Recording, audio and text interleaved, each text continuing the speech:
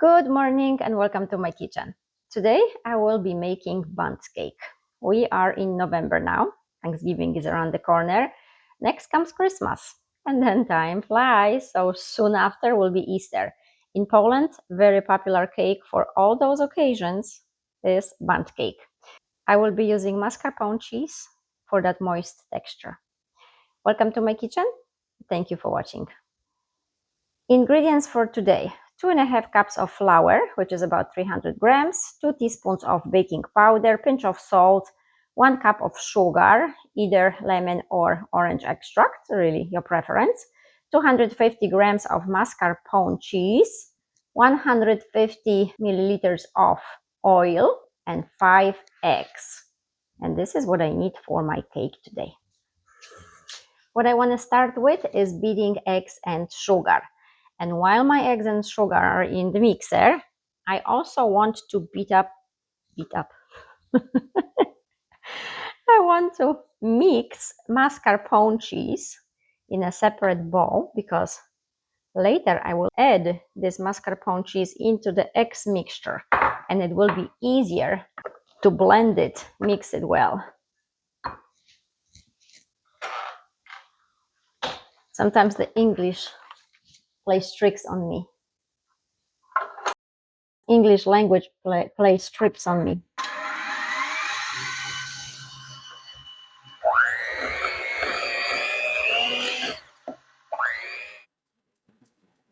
And about 6 minutes into mixing, I already have this nice silky creamy texture. Now on slow, I want to pour oil in slowly. And one more thing, everything is room temperature, the eggs and mascarpone cheese. I took eggs and mascarpone cheese couple hours before I started mixing everything together.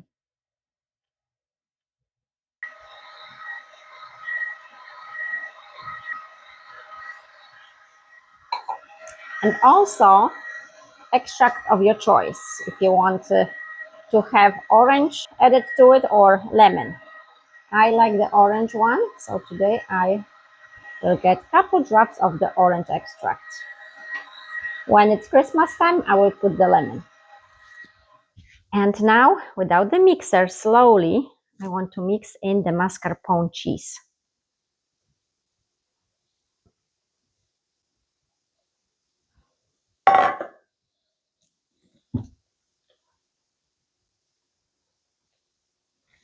And also flour. In my flour, I have 2 teaspoons of baking powder and a pinch of salt.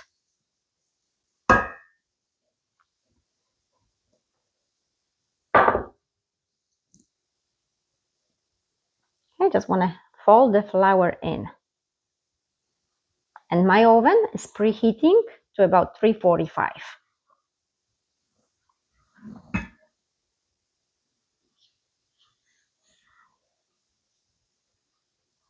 I don't want to mix it quick.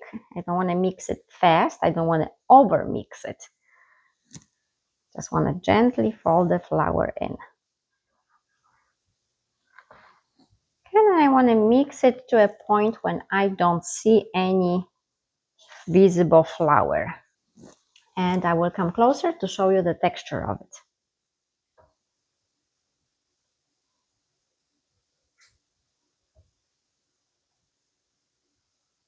Very soft.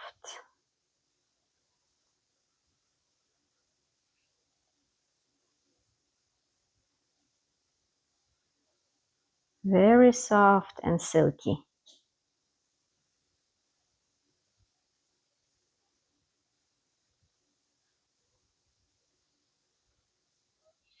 And now it's time to put it into dish and then in the oven. I have put some oil in my dish and now ready to pour the dough inside.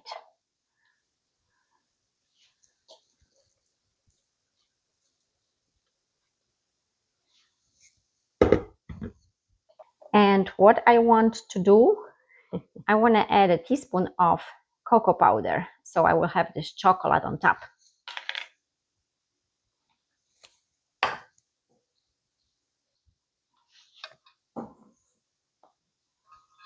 Okay, I don't have that much left of it, but it will give me this kind of a design.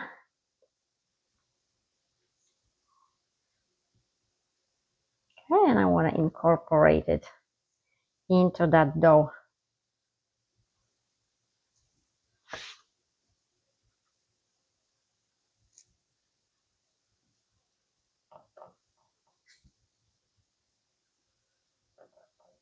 Okay, and I want to kind of swiggle around here.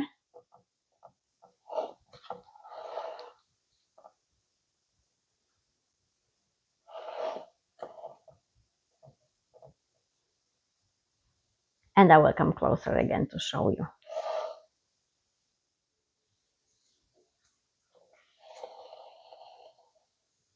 Okay, and this is ready to go into the oven.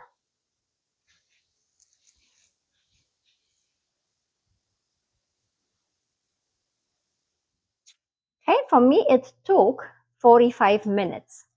After 40 minutes, I checked and it wasn't clean. Now another 5 minutes and it comes out clean. So that means it's ready, but I don't want to take it out yet. I want to put a wooden spoon and turn it off and leave it in there for a few minutes. Okay, I have waited about 8 minutes or so, and now I want to take it out.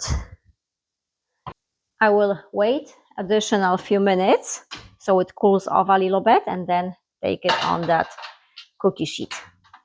Cake is ready and now it's time for the icing. So I have 2 cups of powdered sugar and 2 tablespoons of hot water. If you want something thicker, instead of water, you can use half and half or milk. And then the extract of your choice. I have put the orange. So now just want to see if the consistency is right. There is no lumps. And I can go and get it on that cake.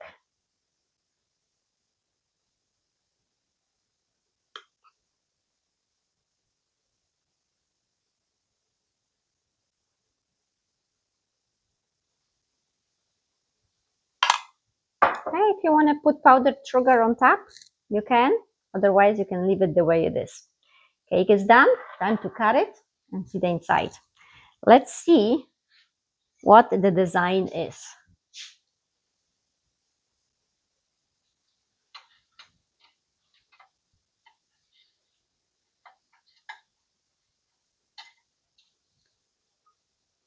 Okay, and here it is.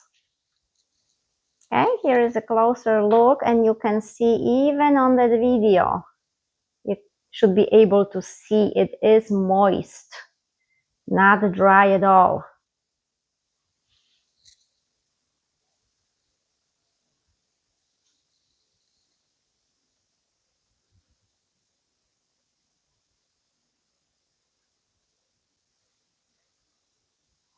Thank you for watching. Smacznego, everyone, and happy baking.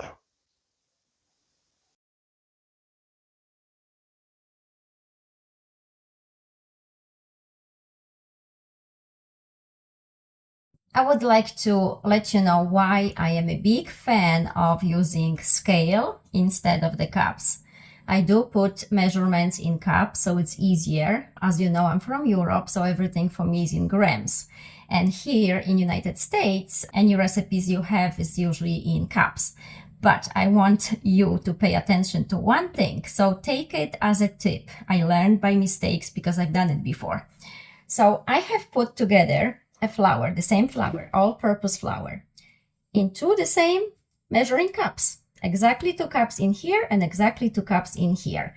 But I want to measure it using the scale and show you if there is a difference and how much of a difference it can be.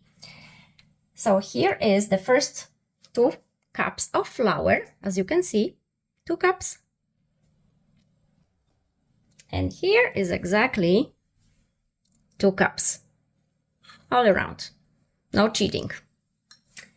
And I will turn on, and there's nothing here. My scale, so it's set to 0.